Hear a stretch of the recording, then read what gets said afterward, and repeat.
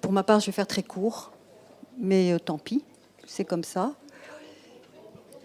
Et donc la politique des générations, vous m'entendez là? Oui, bon. La politique des générations, nous avons décidé enfin de prendre les deux pôles des générations, c'est-à-dire l'enfance et les personnes âgées, qui vont donc être représentées ici par Catherine Kaleka pour les personnes âgées et Claude Chauder pour l'enfance.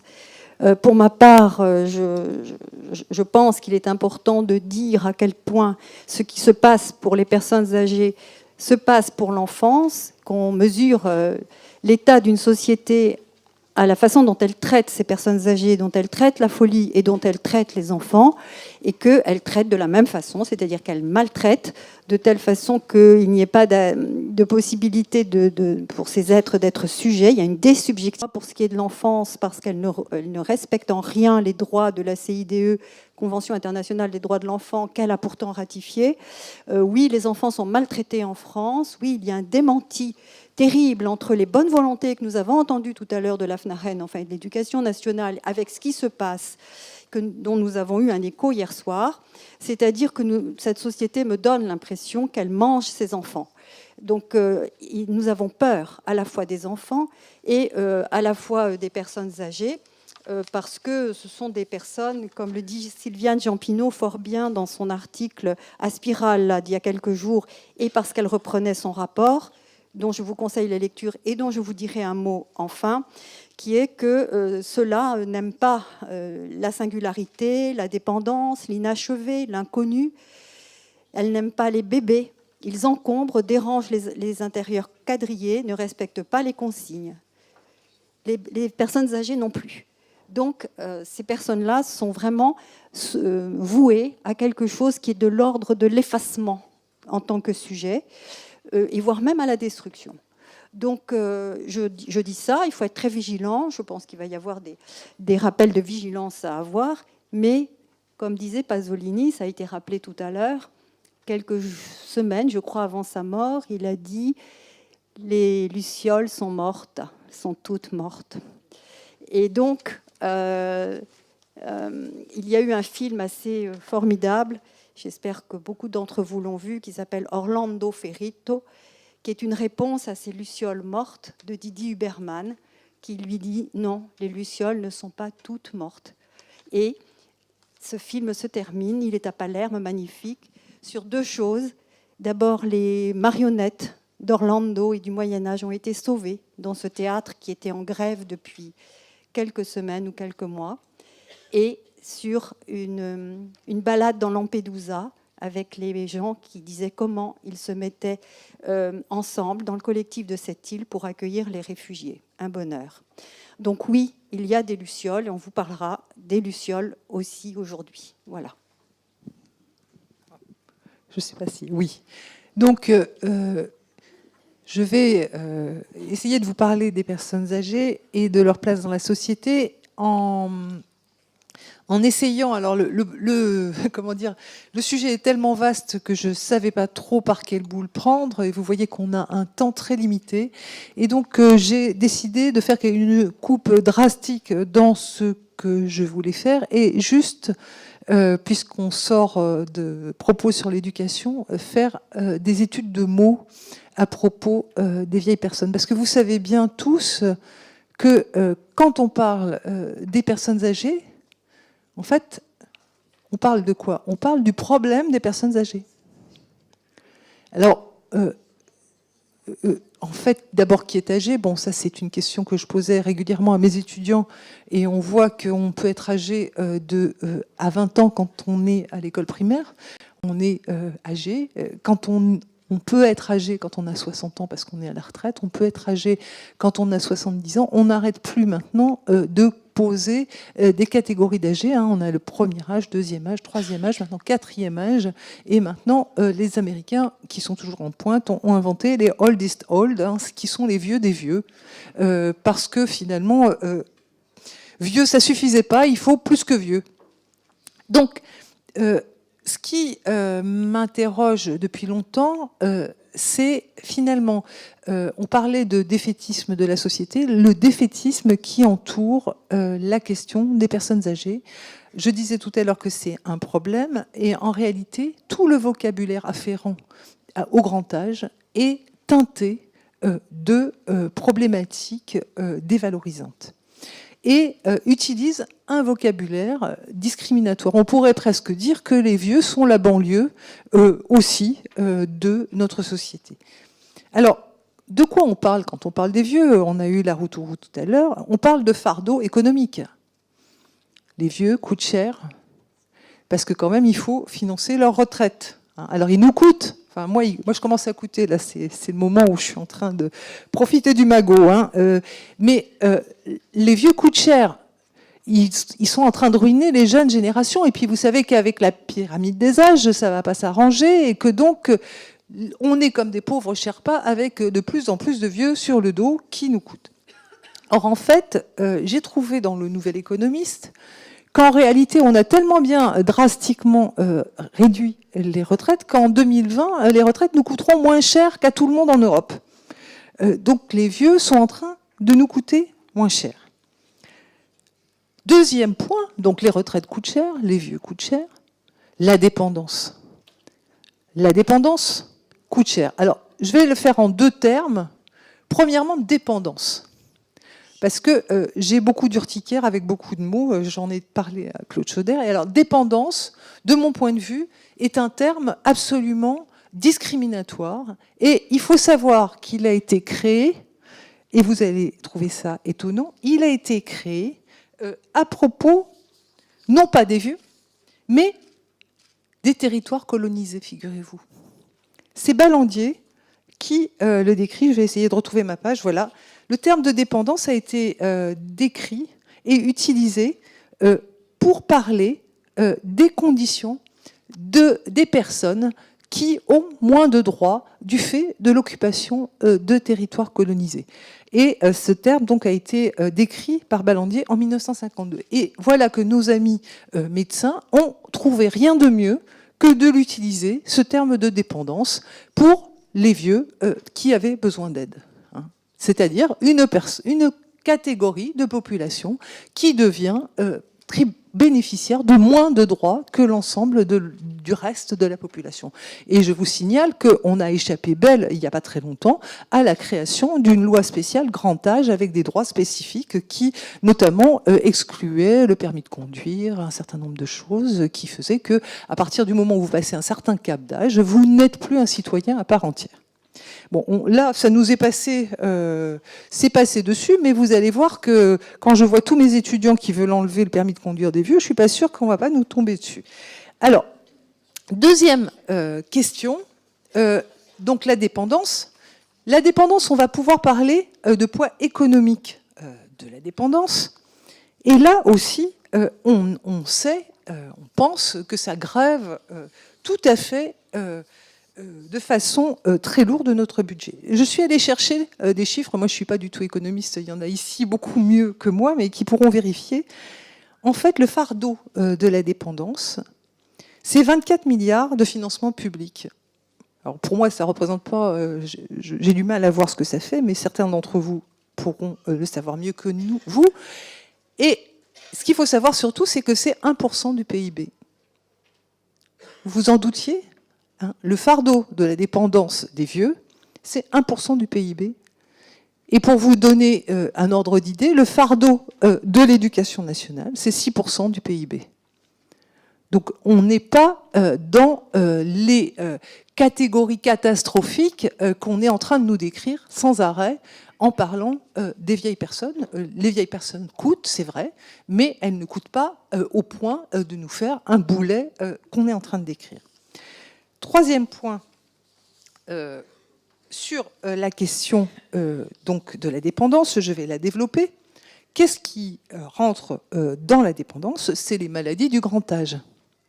Alors, la maladie en vogue actuellement, c'est évidemment l'Alzheimer. Je vous signale qu'à Caen, qui est une ville très progressiste, ils avaient même fait un train de dépistage de l'Alzheimer.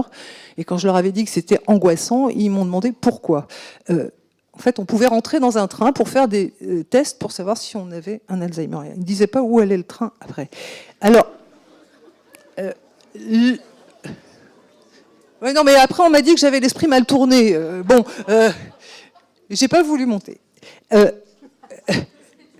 Donc, on est, alors, un chiffre sur lequel tout le monde est d'accord, on a à peu près susceptible d'avoir la maladie d'Alzheimer 900 000 personnes. Alors ça, tout le monde dit ce chiffre. Ce qu'on ne dit pas dans ce chiffre, c'est que c'est 900 000 personnes, tout compris. C'est-à-dire du dépistage à l'Alzheimer grave. C'est pas 900 000 poissons rouges. Qui ne savent plus comment ils s'appellent, etc. Ce n'est pas 900 000 grabataires, c'est 900 000 personnes qui ont des signes de troubles de mémoire liés à l'Alzheimer. Donc des gens, on peut être Alzheimer, parmi nous, là, on peut commencer à avoir des troubles mnésiques sans être du tout invalidé. Alors, et en plus, ce qu'il faut savoir, et alors là c'est une bonne nouvelle parce que tout le monde tremble de ce fameux Alzheimer, c'est que de récentes études ont montré, mais alors on ne l'a pas entendu dans la presse, on entend toujours 900 000 Alzheimer, eh ben, les dernières études montrent que le nombre d'Alzheimer dans la population globale a baissé de 38%. Vous êtes d'accord, je vous vois opiner, vous l'avez lu aussi. Vous avez vu les grands titres des journaux disant que 38% de moins de personnes avaient l'Alzheimer au fil du temps, parce qu'il y a des prises en charge, effectivement, on mange mieux, on est mieux soigné, on a moins de démence vasculaire, etc. Et donc, on est moins avec un Alzheimer. Quel grand titre vous avez vu là-dessus? On voit toujours 900 000 Alzheimer, on ne voit pas 38% de moins dans quelques temps. Donc, cette question de l'Alzheimer, il faut savoir aussi qu'elle touche moins de 3% de la population. Là aussi, on est dans quelque chose de... J'ai cherché des chiffres, parce que je me suis dit qu'on disait beaucoup d'idées et qu'on pourrait voir des chiffres. Alors, j'ai vu des chiffres, j'espère que je vais retrouver la page, j'en ai pourtant pas beaucoup. Ah oui, je me suis amusée à un truc, Dominique, qui est d'aller voir qu'est-ce que c'était les maladies en fait qu'on avait dans le grand âge. Et alors je suis pas du tout médecin, donc ça va te faire rigoler. J'ai trouvé les cardiopathies ischémiques et les infarctus du myocarde. Eh ben, vous savez quoi? Il y en a pas 900 000, il y en a 1 800 000 en France qui ont eu des cardiopathies ischémiques, et on en a 780 000 qui ont eu déjà un infarctus du myocarde. Ben, ça fait beaucoup plus que des 900 000 Alzheimer, mais là, on ne nous bassine pas. Si, on ne vous le dit pas tous les jours à la télé. Bon. Donc, cette comment dire, ambiance de menace, de poids économique et d'entrave, finalement, aux autres générations, elle est... alors, parachevée par le truc qui me met le plus en rogne et dont je vais vous parler, c'est mon ennemi personnel. C'est un monsieur qui s'appelle Zarit. Et alors, qu'est-ce qu'il a inventé, ce monsieur qui s'appelle Zarit? Il a inventé l'idée que, d'abord, les personnes qui aident les vieilles personnes qui ne marchent pas bien, qui ont besoin qu'on les aide à manger, ça s'appelle plus un fils, une fille, un mari, une femme, un cousin, un voisin, ça s'appelle un aidant. Alors, je vous rappelle que dans aidant, il y a les dents aussi, mais il y a une question d'agressivité, dévoration, etc. Mais bon, mais ça, c'est mon mauvais esprit toujours. La question, surtout, donc on gomme toutes les relations familiales, on gomme la proximité, on gomme les générations, on est un aidant. Alors, globalement, si je veux caricaturer, puisque j'ai pas beaucoup de temps, je vais caricaturer, un aidant, c'est celui qui comprend ce que disent les médecins et qui peut donner le traitement tranquillement. Globalement, c'est ça. Alors, ces aidants sont fatigués, et alors Zarit a eu une idée lumineuse, c'est qu'on allait calculer le fardeau des aidants. Alors, ça s'appelle burden en américain. Le burden des aidants, c'est le fardeau. Et alors, il y a 32 questions qui vous demandent si vous en avez marre de vous occuper de votre vieux, si ça vous empêche de sortir, d'avoir un vieux qui est malade, si ça perturbe quelque chose dans vos relations familiales, de vous occuper de votre vieux, si vous vous sentez surchargé, parce que, etc. Et alors, évidemment, vous répondez. Et en somme, est-ce que la dernière question est formidable, je vous y renvoie. Donc, c'est Zarit, Z-A-R-I-T, Zarit, c'est facile. La dernière question, c'est en somme, trouvez-vous ça pénible de vous occuper d'une personne âgée? Enfin, il n'y avait pas besoin de poser 32 questions pour...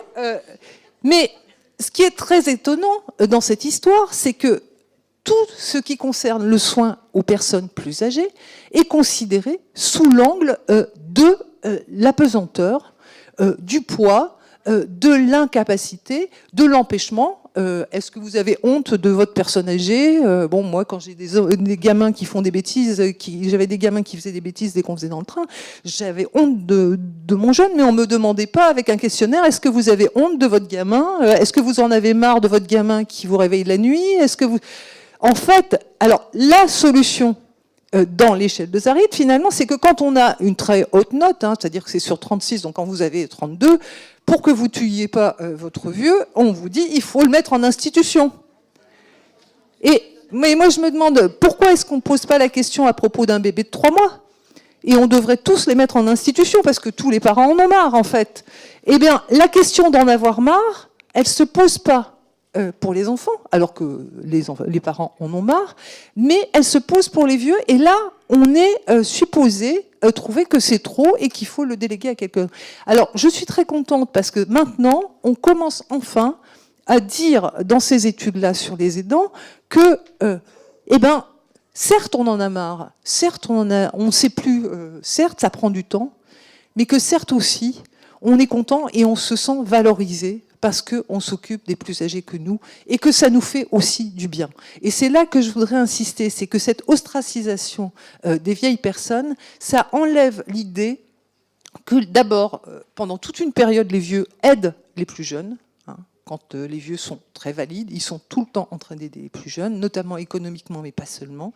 Et qu'ensuite, quand ils ont besoin d'aide, ce besoin d'aide, ils valorise et il rembourse quelque chose de ce qu'on appelle la dette de vie, c'est-à-dire qu'on a été fabriqué par le travail et les ennuis des générations avant, et qu'il y a quelque chose de l'ordre d'un retour qui nous constitue dans notre humanité. On n'est pas des gens anomiques, on est des gens qui sont des fils et des filles d'eux, avec tous les problèmes que ça pose, et je suis psychanalyste, je peux vous le dire, mais on est avec, pour ma part aussi, et on est relié à ces personnes. Et ce n'est pas seulement un fardeau économique, un fardeau de temps, un fardeau de disponibilité, c'est aussi un trésor d'histoire, de continuité, de transmission. Et même quand les gens ne sont plus capables, ça reste encore des humains qui nous ont fabriqués. Voilà, et j'arrête.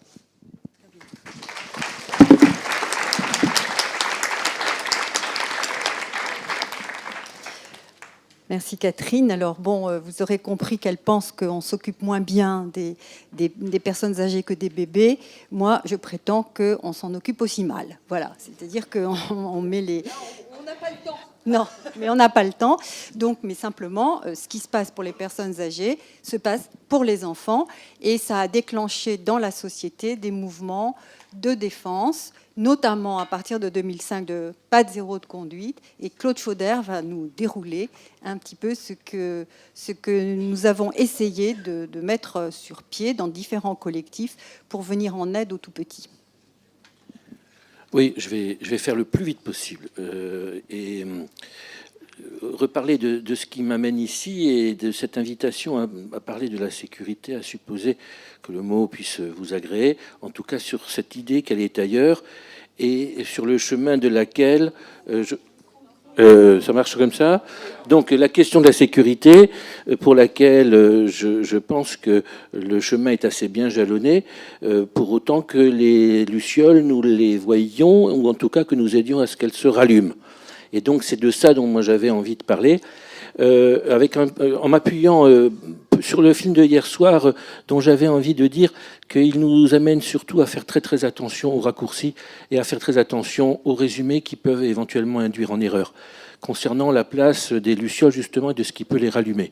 Je vais faire une toute petite remarque.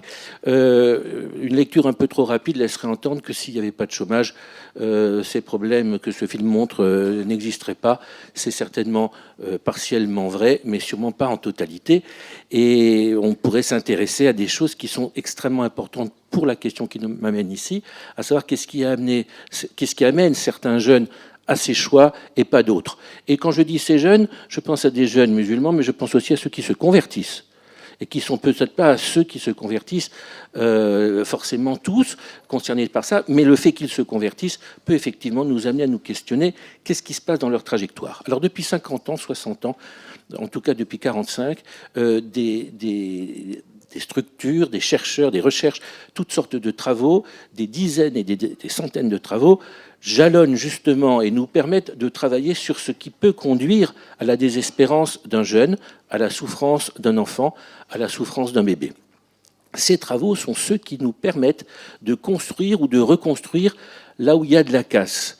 Construire, reconstruire, là où il y a des fêlures, construire ou consolider, ce qui peut conduire un enfant à aller mal, éventuellement, dans certains cas de figure économiques, à un certain nombre de choix extrêmes. Mais pas seulement une conjoncture économique. D'autres conditions sociologiques et psychologiques peuvent amener des jeunes à tirer dans le tas et à faire n'importe quoi, y compris aux États-Unis, et je reviens à Colombine, à toutes sortes de choses que vous connaissez comme moi. Donc, c'est cette fracture, c'est cette fragilité, c'est cette souffrance-là qui m'intéresse. Et c'est sur celle-là que je travaille avec de nombreux collègues depuis très longtemps.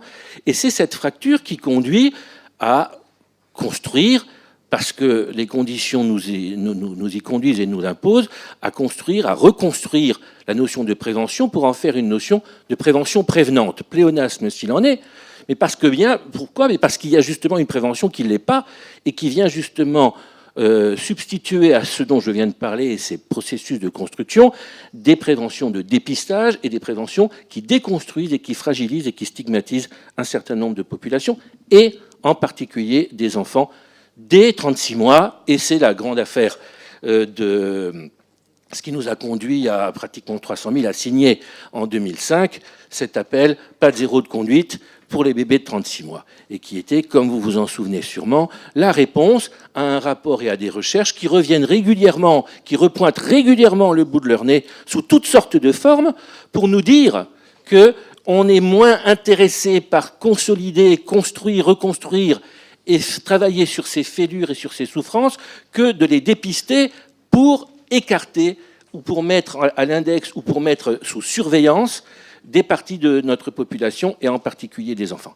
C'est de ça dont il est question, et c'est ça la casse qui vient en quelque sorte, que vient inaugurer, si on peut dire, cette prévention pas prévenante du tout, et cette casse qui va continuer, et qui continue depuis maintenant une vingtaine d'années, sur toutes sortes d'opérations, sur toutes sortes de métiers, qui sont justement de faire en sorte que nous ne construisions pas des ghettos de souffrance, des abcès, et pas seulement dans les banlieues, des abcès de souffrance qui nous pètent à la figure.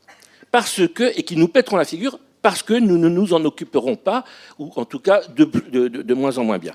Alors, on avait prévu d'en lister quelques-unes. Sur certaines, et on terminera là-dessus tout à l'heure, les lucioles se sont allumées. 300 000 gugus qui signent une pétition, pas de zéro de conduite, ça représente quelque chose. Un certain recul, mais on sait aussi que ça peut revenir sous d'autres formes et sous d'autres tentatives de casse. Alors, je vais en mentionner une autre où on a vu aussi les lucioles s'allumer parce qu'un certain nombre de professionnels se sont alarmés. Je pense à l'excellente idée de l'entretien du 4e mois qui devait aider tant de femmes en souffrance, en déshérence, durant leur grossesse, à trouver des interlocutrices. Et on a également vu combien ça pouvait être intéressant dans une certaine politique que de remplacer, se substituer ces entretiens du 4e mois, les remplacer par du dépistage visant précisément à stigmatiser et à enrichir d'ailleurs les banques de données des renseignements généraux sur les possibilités de déviance, de déviation de certaines femmes et de leurs familles. Je veux dire par là que c'est parce qu'on s'en est rendu compte qu'on a alarmé un certain nombre de personnes et que ces professionnels, prenant la mesure de ce dans quoi ils risquaient de mettre les pieds, ont fait marche arrière. Et aujourd'hui, l'entretien du 4e mois, aussi parce que les finances manquent, ne peut plus répondre à cette véritable perversion d'une excellente idée. On pourrait en prendre d'autres. j'en ai pas le temps, je vais me contenter de dire qu'il y a des endroits sur lesquels on ne peut pas agir et il y a des choses sur lesquelles nous n'agissons pas encore, mais pour lesquelles nous pourrions agir si nous restons vigilants. Et encore une fois, c'est pour ça que je suis là. Sur ce qui se fait aujourd'hui à propos des MEI, il faut absolument intervenir et il faut être extrêmement vigilant. Nous recevons en France des centaines de jeunes mineurs étrangers isolés dont nous ne nous occupons pas. On les stocke à l'extérieur de certaines grandes villes, dans des hôtels, parce qu'on est bien obligé et qu'on ne peut pas faire autrement, la loi nous y conduit, mais c'est tout ce qu'on fait. C'est tout ce qu'on fait, ils ont de quoi manger, et la seule chose qu'on espère, c'est s'en débarrasser le plus rapidement possible. Aujourd'hui, dans d'autres structures, nous savons très bien que des budgets sont coupés, beaucoup d'initiatives, des services, je ne liste pas toute la prévention spécialisée, tout ce qui peut se faire sur les quartiers est gravement stigmatisé, des dizaines d'associations ferment à longueur d'année parce qu'on n'a pas d'argent pour ça.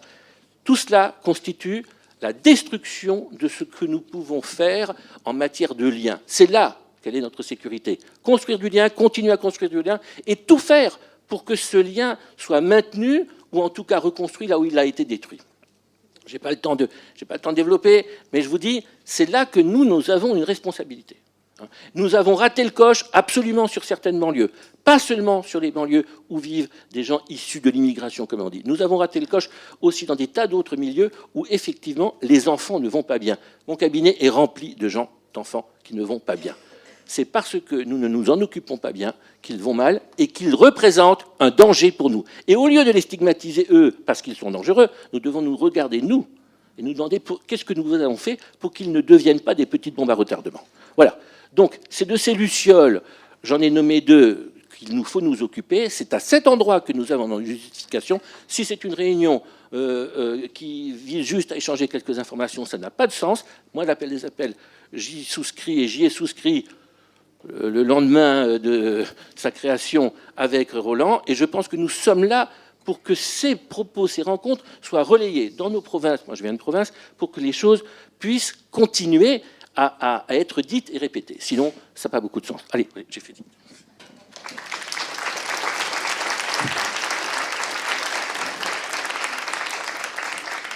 Merci Claude et bravo pour ta précision et ta concision. Alors, les lucioles, je vais vous en citer 2. D'abord,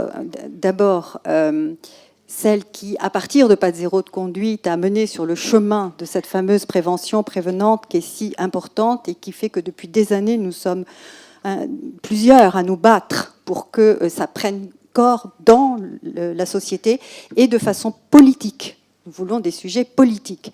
Donc, nous avons monté ce fameux cahier de doléances dans les années qui ont suivi Pas de zéro de conduite, où nous avons fait le constat de l'abandon dans lequel nous avons laissé les enfants à tous les niveaux, les petits, les moyens, les grands. Enfin, c'est une catastrophe. On en a fait le constat. On a constaté aussi que partout en France, il y avait des associations, des collectifs qui réussissaient des choses formidables et vraiment qui mettaient au centre de leur œuvre cette sécurité affective dont il est question là et qui est celle-là, celle que nous voulons défendre, et c'est celle-là qui fait qu'on peut parler de sécurité ici et de sujet, c'est celui de la parole, celui du sujet. Nous avons fait ce forum de la prévention prévenante qui nous a mis des dizaines d'associations qui sont venues nous dire comment on joue au quotidien avec les politiques, avec les voisins, avec ce travail en réseau des différentes institutions qui s'occupent des enfants. Ils ont pu monter des choses extraordinaires, faisant des liens transversaux, refaisant des liens sociaux. Bon, donc c'est possible. C'est ce que j'appelle des lucioles locales. Il y en a une à laquelle je participe avec d'autres ici. Je suis contente qu'ils soient là, merci. C'est Construisons ensemble la politique de l'enfant. C'est le dernier collectif qui émane de Pas de zéro de conduite, qui est donc un collectif que nous avons lancé il y a 100, je crois, associations qui y participent. Je crois que l'ADA en fait partie aussi. Et donc, construisons là ensemble la politique de l'enfance voulait construire un Conseil national de l'enfance, c'est-à-dire prendre en compte l'enfance dans sa totalité, ne pas le parcelliser, lui laisser tout ce que je disais tout à l'heure, la parole, la liberté d'advenir, et surtout de se construire sur les connaissances que nous avons acquises depuis, de plus en plus précises, sur le développement de l'enfant. Un projet politique est né de cette affaire. Nous avons rencontré donc des instances qui étaient dans l'exécutif, et notamment, puisque nous parlons de politique des générations, là c'est l'intitulé de la table ronde, le Haut Conseil à la famille, le HCF, a été transformé en HCFEA, c'est-à-dire le Haut Conseil à la famille, à l'enfance et aux âges. C'est-à-dire que dans cette instance ont été réunis nos deux fameux pôles, et surtout le mot enfance est apparu. C'est-à-dire que pour la première fois, contrairement à ce qui a été dit aujourd'hui, oui, il y a une instance qui s'occupe, qui va censée s'occuper de l'enfance. La commission enfance du HCFEA, auquel des personnes du CEPE participeront peut-être. On ne sait pas encore. Mais il y a quelque chose là qui s'est construit sur une politique générationnelle avec une prise en compte de l'enfance dans sa globalité. Et nous demandions dans le même temps une instance interministérielle de cette enfance sous la responsabilité du Premier ministre. Nous ne l'avons pas obtenue tout à fait comme ça.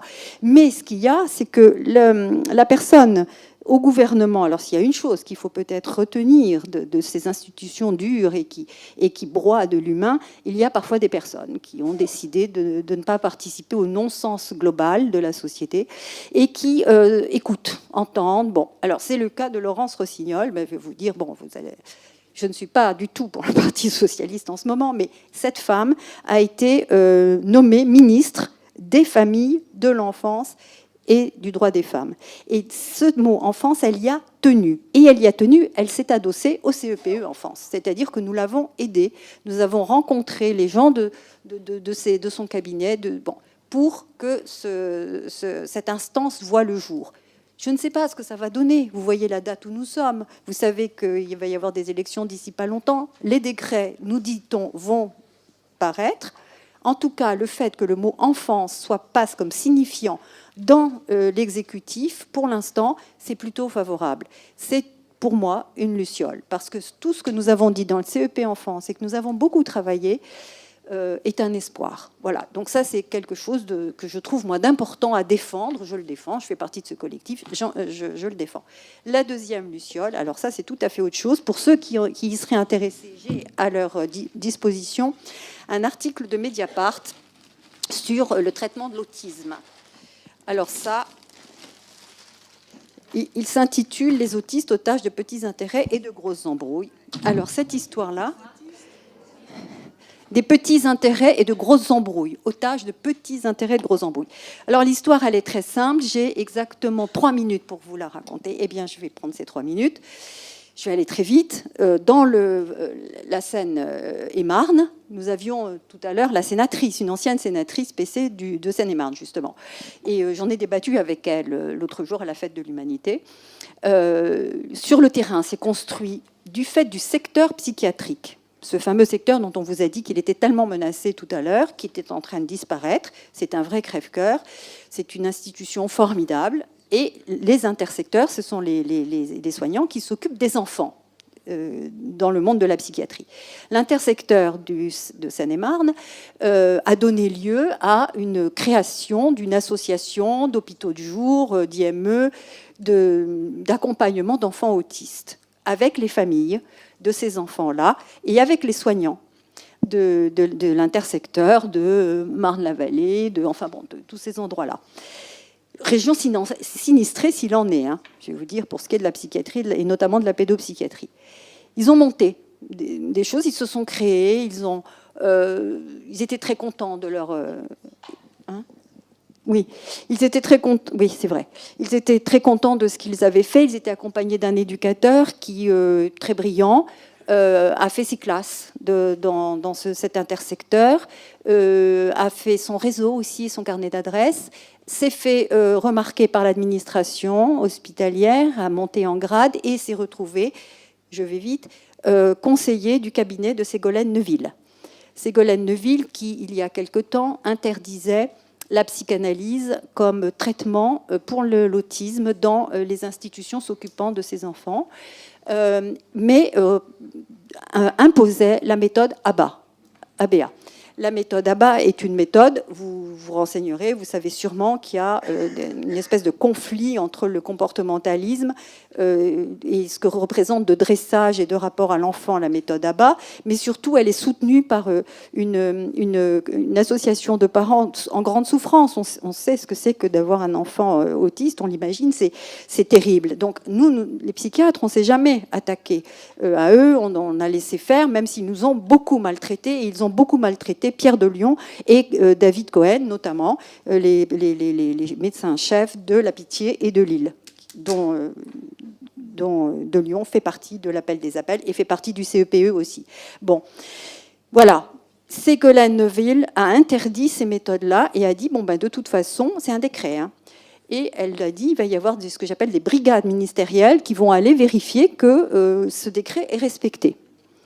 Et on a appris, parce que nous nous connaissons entre nous, que nous avons parlé, que nous avons des liens, justement, des liens de la parole, que ce monsieur, qui était un conseiller de Ségolène Neuville, était le mari de la personne qui était responsable de l'enseignement de la méthode ABA. Donc, ce conflit d'intérêts, cette espèce de corruption, est remonté aux oreilles, alors d'abord de la Cour des comptes, parce qu'on a prévenu la Cour des comptes, et est remonté jusqu'aux oreilles de Hollande, puisque nous avons écrit à Hollande. Bon, la fin de l'histoire, c'est qu'il a été déplacé, et que maintenant, nous avons le droit de choisir la méthode que nous voulons dans ces lieux-là pour nous occuper des enfants autistes. C'est-à-dire que la menace sur que les CPOM ne soient pas respectés s'est levée. Donc, voilà, c'est une réussite parce que nous nous sommes réunis, parce que nous en avons parlé et parce que des journalistes, c'est-à-dire que nous avons contacté des journalistes. Alors je vous dis tout de suite que cet article est très neutre, très neutre, mais les psychiatres pas forcément dans une bonne position, mais parlent du conflit d'intérêts nommément. Voilà, ça c'était, je voulais vous dire quand même qu'il y avait des choses qui pouvaient se faire.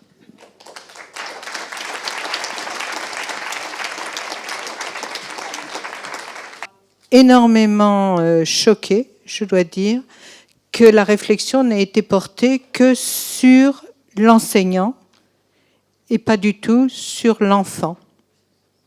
En fait, le mal-être, la sécurité, on parle que de la sécurité de l'enseignant et de son sentiment de sécurité.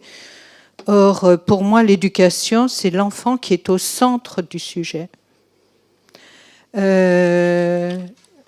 Et dans le contexte général de cette réunion aussi, voilà, je pense qu'un ailleurs, c'est aussi l'école. L'école est le premier terrain, c'est un terrain de privilégié pour le développement de l'autonomie de pensée. Donc c'est un combat. Et pour cela, voilà, il faut respecter l'intelligence de l'enfant. On n'a absolument pas parlé de l'intelligence de l'enfant. Et l'autorité, juste pour dire, il n'y a pas de problème d'autorité quand on connaît, quand on répond aux demandes de l'enfant, qui sont bien au-delà de ce que tous les textes officiels préconisent. Hein. Merci. On va peut-être prendre une deuxième réaction, et ensuite des intervenants pourront répondre non, mais réagir à leur tour. Des questions par ici, non ? Non, alors si ce n'est pas le cas, on va voilà. Peut-être Francis José par rapport à la question de l'enfant d'abord.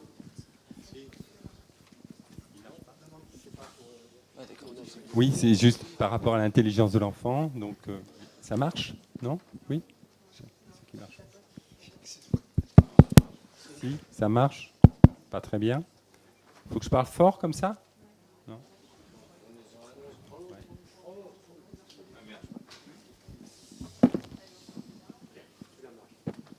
Celui-là, oui, il marche. Oui, je voulais juste répondre par rapport à l'intelligence de l'enfant. C'est vrai que nous, à l'AFTAREN, j'ai abordé la proposition de la sécurité par les dispositifs un petit peu originaux que les rééducateurs mettent en place. Mais le travail des rééducateurs principal, c'est évidemment d'être aux côtés de l'enfant, d'aider justement les enfants qui sont en souffrance, de travailler au niveau de la globalité, de proposer un cadre très libre où l'enfant peut exprimer des choses, peut jouer des situations qui lui posent problème, et il y a un respect complet de l'enfant. Excusez-moi, on a vraiment un quart d'heure. Non, merci, on entend. Oui. On laisse la personne. Voilà, et puis je vais peut-être laisser Claudine répondre peut-être. Très vite.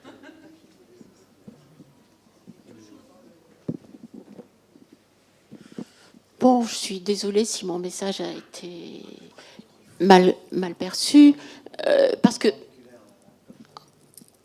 bien sûr que tout mon propos, c'était accompagner les enseignants pour mettre en sécurité les élèves qui ont besoin de cet accompagnement. Donc j'ai bien montré la transmission possible, c'est une cascade pour arriver jusqu'à l'élève.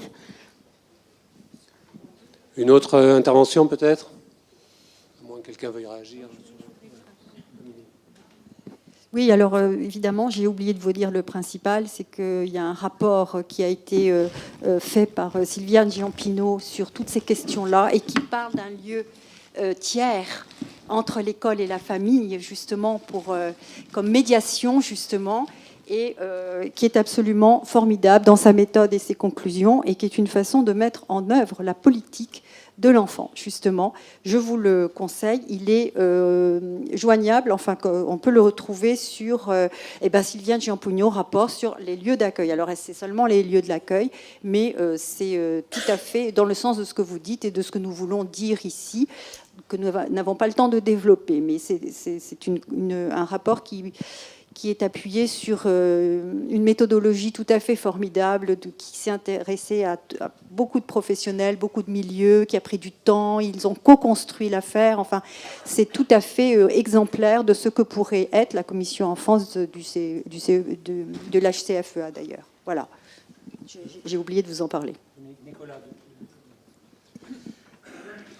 Par rapport aux questions là, dites culturelles, etc., je voulais juste revenir une seconde dans le prolongement de ce que vous disiez, parce que je ne sais pas si on l'entend toujours, sur l'aspect profondément politique de cette affaire, très profondément politique. Moi, je ne saurais trop insister sur le fait que nous sommes en guerre, que nous avons des adversaires résolus et qui savent ce qu'ils font.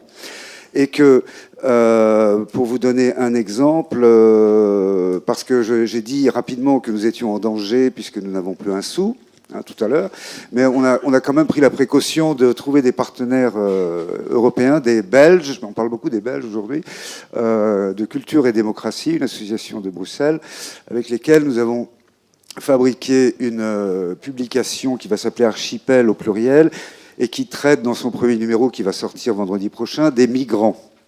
C'est juste pour dire qu'on peut parler de ce qu'on appelle en France l'art et la culture, on peut parler du symbolique, sans être Art Press, sans être Beaux-Arts Magazine, en étant complètement ailleurs et en prenant conscience que pour que les représentations se fassent dans la tête des gens, c'est-à-dire émotionnellement, au niveau du sens et au niveau de la pensée et de la narration aussi, il n'y a rien de plus puissant que le geste artistique. Et c'est ce qu'on est en train d'essayer de montrer, de démontrer, etc. C'est une des plus grandes bagarres politiques que nous ayons, celle du geste artistique.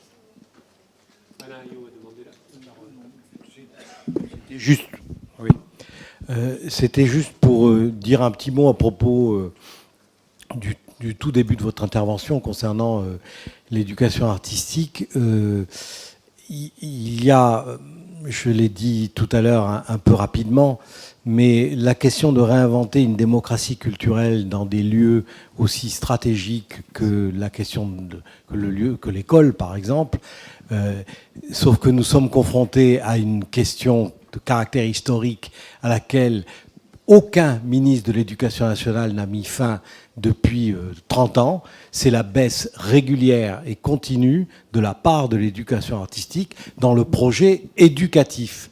et la tentative permanente de l'évacuer vers le périscolaire et vers une gestion par des collectivités territoriales qui n'en peuvent mais, parce qu'elles n'ont ni les moyens ni la compétence d'affronter ces questions. Et alors que, oui, mais c'est quand même la question centrale. Nous sommes un des rares pays d'Europe comparables où l'art, je ne parle même pas de culture, où l'art est absent de la formation des enfants dans ce pays. Voilà. Et c'est pas le cas en Italie, c'est pas le cas en Allemagne, c'est pas le cas dans beaucoup de pays européens, et ça n'inquiète personne. Et on ne se rend même pas compte, par exemple, que le niveau moyen de connaissances architecturales dans ce pays est très faible, que le niveau moyen du rapport... voilà, on est en train de fabriquer des générations de gens pour qui l'art est un domaine totalement étranger. Et je termine sur une question centrale, qui est valable pour l'école. Je pense qu'elle est valable aussi pour la cité avec un grand C, pour la ville, pour les territoires, et elle est valable aussi pour l'espace du travail. Je pense que la question centrale qui nous est posée, c'est de renouer ou de nouer un lien beaucoup plus fort entre la création artistique et les créateurs et les artistes, et ce qu'on peut appeler plus généralement l'éducation populaire, c'est-à-dire l'éducation tout court, la transmission, l'ensemble de ce que sont les dispositifs. Par exemple, aujourd'hui, je m'arrête, mais sur la question de l'espace du travail, combien d'artistes aujourd'hui parviennent à travailler dans des entreprises, à être mis en résidence? Moi, j'en connais très peu, ça se compte sur les doigts de deux mains. Voilà, l'exemple le plus fameux, c'est celui de Nicolas Fries, mais qui est rentré de manière clandestine et un peu frauduleuse à PSA et qui a fait un travail dans une entreprise de l'industrie automobile pendant 2 ans. C'est un cas quasi unique. En tout cas, pour l'industrie automobile, c'est unique. Voilà. Mais le rapport entre la création aujourd'hui et l'éducation est un rapport qui est complètement fissuré. Voilà. Et ça pose un énorme problème pour l'avenir. Je crois même qu'on devrait être très très inquiet de ce point de vue-là. Vous pouvez faire votre intervention en 1 minute? Oui, alors faites-la. 37 secondes si vous voulez, plutôt bien me réduire. En fait, je suis très heureux de la toute dernière intervention. Effectivement, quand on pense au comité d'entreprise, d'une manière générale, ce serait plutôt vente de billets pour Holiday on Ice. Et donc, quand on pense aussi à des institutions publiques telles que les bibliothèques, si vous regardez le programme d'animation des bibliothèques de la ville de Paris, la littérature en est de fait absente. C'est quand même extraordinaire. Normalement, une bibliothèque, c'est un endroit où on trouve des romans, du théâtre, de la poésie, de l'histoire, et ainsi de suite. Mais là, la littérature en est absente. Et donc, je voudrais simplement, pour terminer cette assemblée sur une note pessimiste, indiquer que, effectivement, c'est des dizaines de milliards qui sont mis, donc non pas dans la culture populaire, mais dans la culture industrielle, de distraction, non pas de divertissement, mais de distraction. Il s'agit de distraire l'attention de ce qui est important pour l'emmener dans le décor, en termes de jeux vidéo, en termes de magazines pour les jeunes adolescents et adolescentes et les centrer exclusivement sur la sexualité et la séduction. À aucun moment, aucune idée de la société, alors que c'est le moment où le cerveau se forme et s'ouvre à l'ensemble de la société. Et donc, en effet, l'enjeu aujourd'hui, c'est celui d'unir la création et les différentes forces progressistes qui peuvent exister. Merci. C'est pas mal du tout comme conclusion pour ce moment de réaction.